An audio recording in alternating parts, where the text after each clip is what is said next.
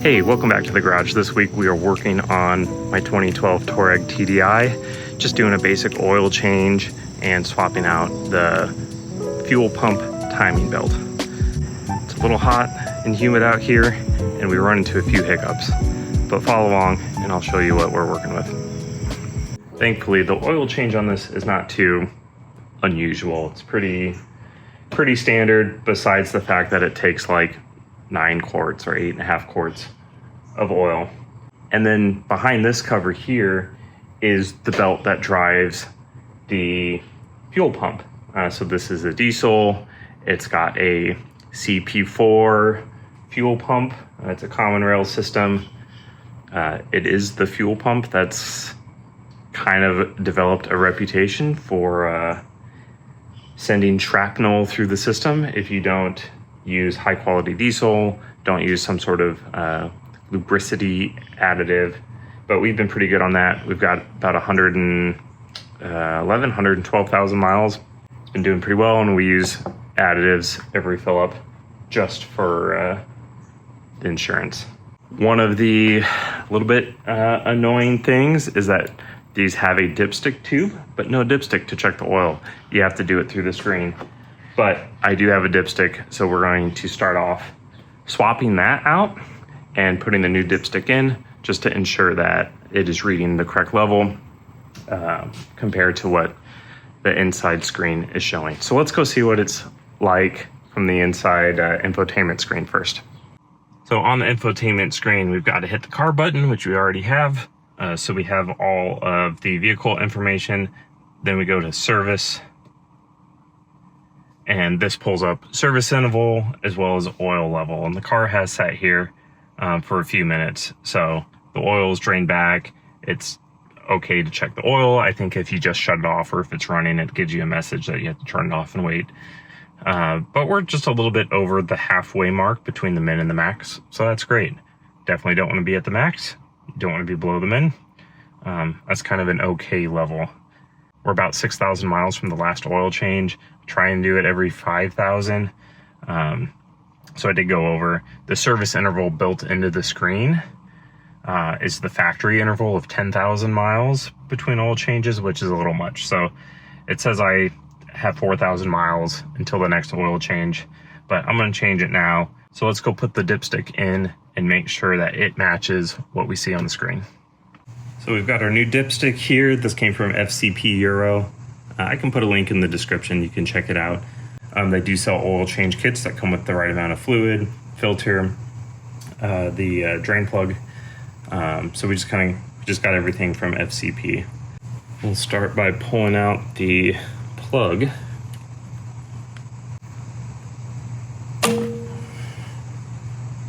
And we'll drop the new dipstick in.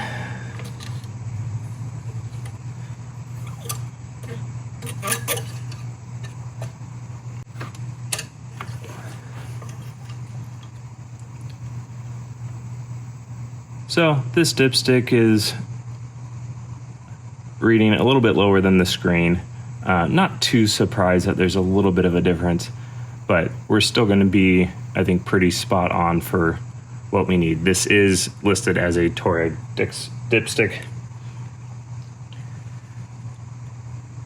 but I think this will work just fine. And you see how black it is? Diesel life for you. Pull the top cover off here. Loosen the cap, and now we'll go underneath and take the drain plug out. All right, now we've got to zip a few of these panels off to get to the drain plug.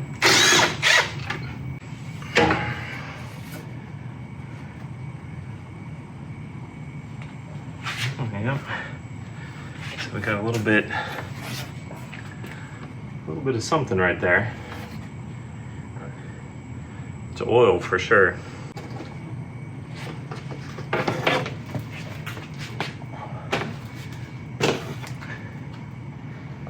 See a little bit more oil there as well. It looks like just a leaky drain plug.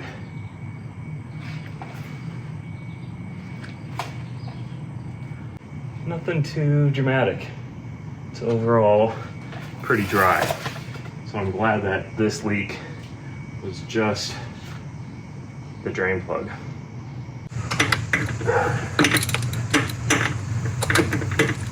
Yeah, that could have been a lot tighter.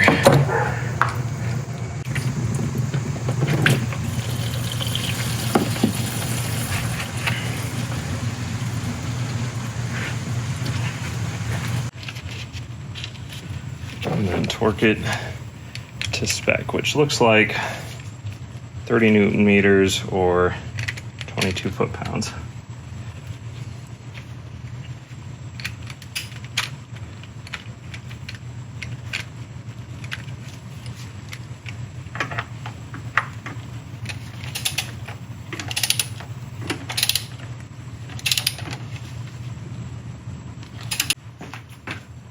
Clean it up with a little brake clean.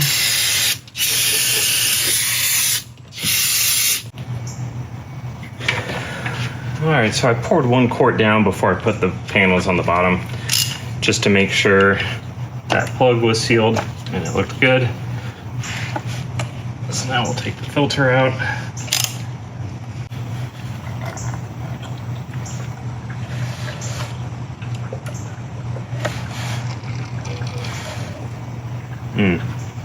I can hear oil draining. Should have loosened that first. I figured with it being upside down, it would have already drained on its own, but there must be a check valve in there. So we're doing most of an oil change, I guess.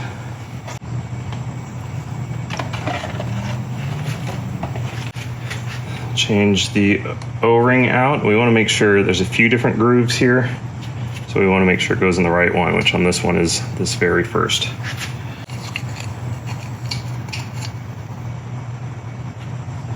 Take a little bit of fresh oil, put it on the O-ring here, slide it down into this first groove. And then with the new oil filter, we want to make sure that this little tab gets indexed into the right spot. So this needs to go towards the front passenger side. It'll kind of drop down, lock right in there. Put the cap back on.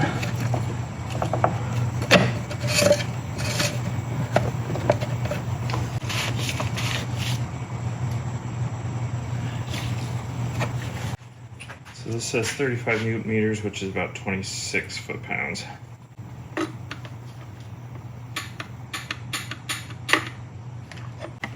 You know, when you go to pour this, don't pour this way, because you'll see the oil starts coming out before you even get close to being horizontal. If you pour this way, you can get the jug a lot more horizontal before anything starts coming out. So sometimes it's handy to kind of lean the jug over like that.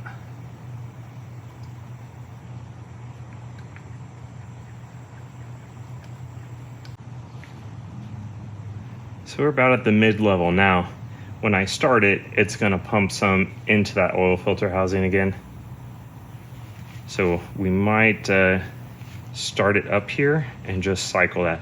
It's kind of what I like to do is get this filled up kind of towards the middle or towards the max, start it up, fill that oil filter housing, and then check again.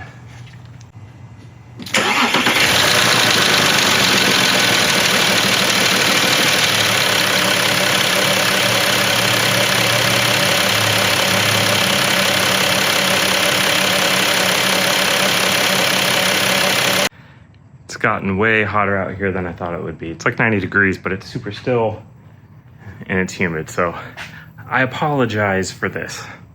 We'll keep it cropped so you just see my sweaty hair and forehead. But we just started it up. You can hear this is pretty common when you first start after an oil change. You'll hear some chain rattle because the tensioners need oil pressure to build up, and we had just drained it all out. So once it cycles some and it fills up the oil filter housing, all that pressure will kind of hold for future starts. So don't be alarmed if you hear that for a couple seconds. 3 or 4 maybe. If it prolongs for several seconds, 10, 20, 30 seconds, definitely could be an issue. All right, so we just checked oil again. You can see it's barely on the end of the dipstick. That's because we put 7 quarts in and now it filled the rest of the oil filter housing. Now we'll go ahead and top it off. While that's settling in, I'm gonna pull this off because this is the fuel pump belt.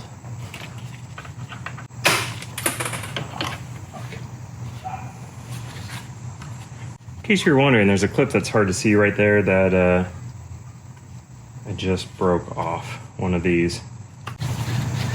All right, let's do another check of oil level.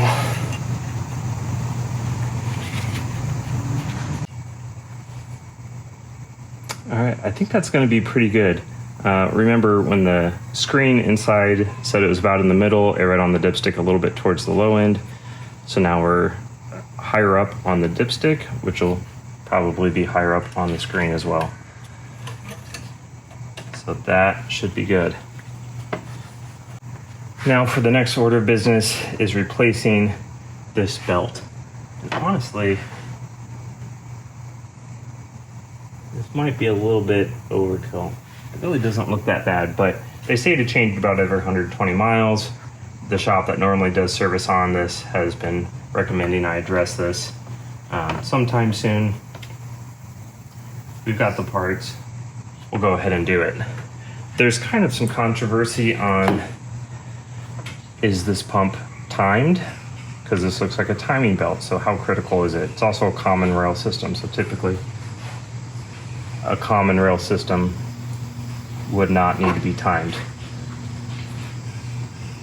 But there's supposed to be some benefits to timing it. It's supposed to run smoother. Not exactly sure. There's tools that you can use to lock these in place.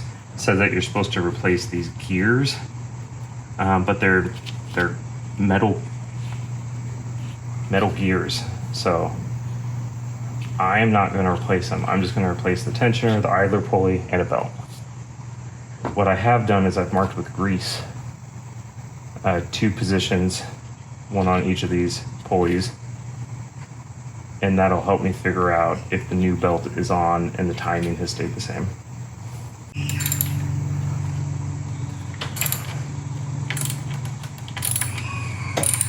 This loosens the tensioner, or this loosens the bolt that holds tension. Takes the tension off right there. We're getting we've got the Torx bits out, the Allen bits, now the triple squares.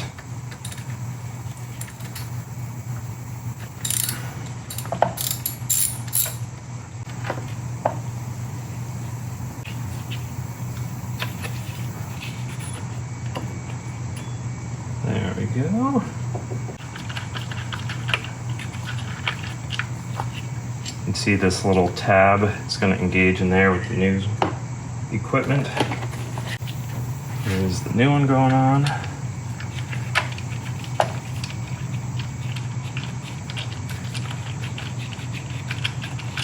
Now we're going to take the old and the new belt and line them up and mark them. So we've got a groove into a groove here. Mark that.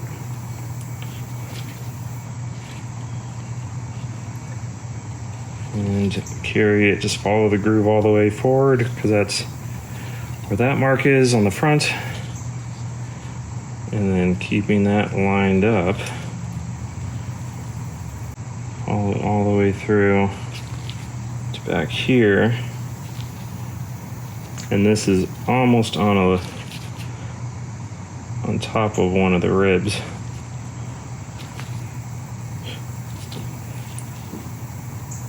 So about like that. And double check that's lined up.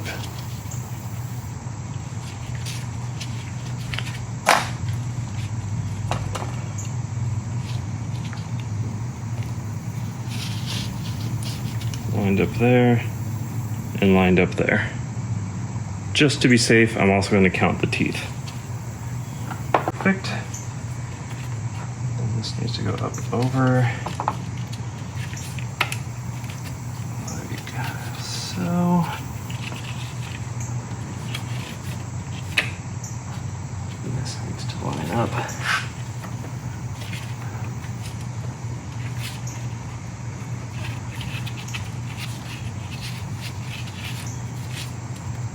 Right place here.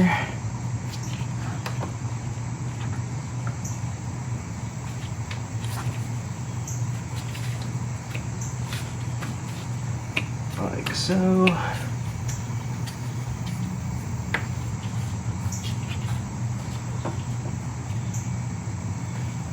I'm going to put this new idler on.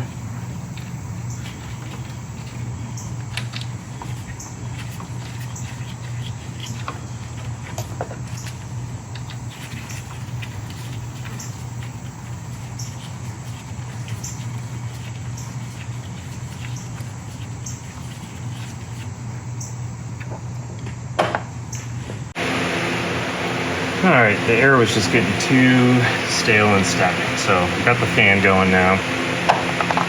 We're just gonna hand tighten these so they're snug. Before I go too far, I'm gonna tighten the idler. I'm using my small, this is inch pounds, but this is only tightened to 23 Newton meters, which is about 17 foot-pounds or 204 inch-pounds. The other torque wrench I have, I don't trust the accuracy at low numbers, so I'm using this one instead.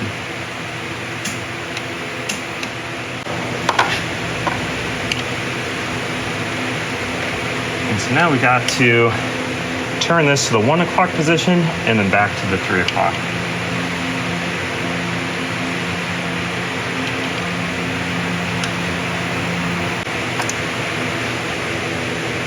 Oops. Disregard, it looks like that back tab kind of bent on me. So it's this piece here. You can see on the old one what it's supposed to look like. You can see on the old one what it's supposed to look like, and the new one just keeps bending.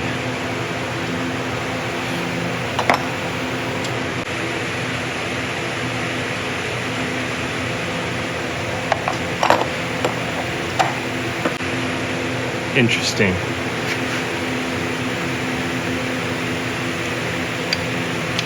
Well, the secret seems to be don't tighten this too much. If you tighten it too much as you're trying to do it, it must just clamp down and you end up kind of turning the whole thing. I don't know, pretty weird. So there's kind of a secret. You want to just like finger tighten this. Don't put any torque on it.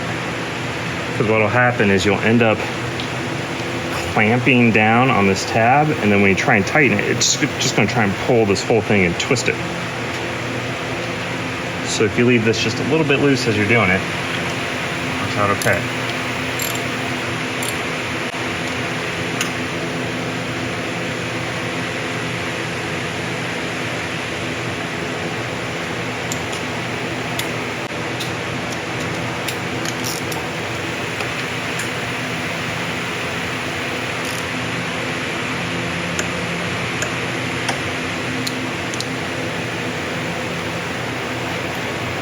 All right, let's just fire it up real quick and make sure everything's okay.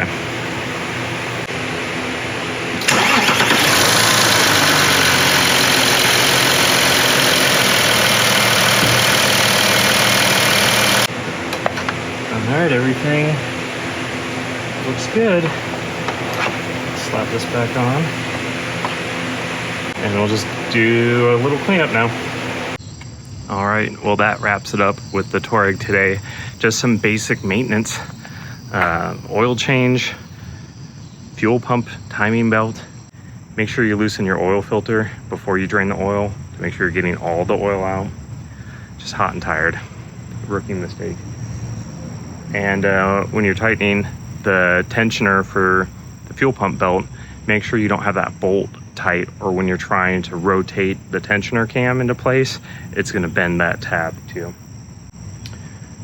Once we figured out some of those hurdles, pretty easy going.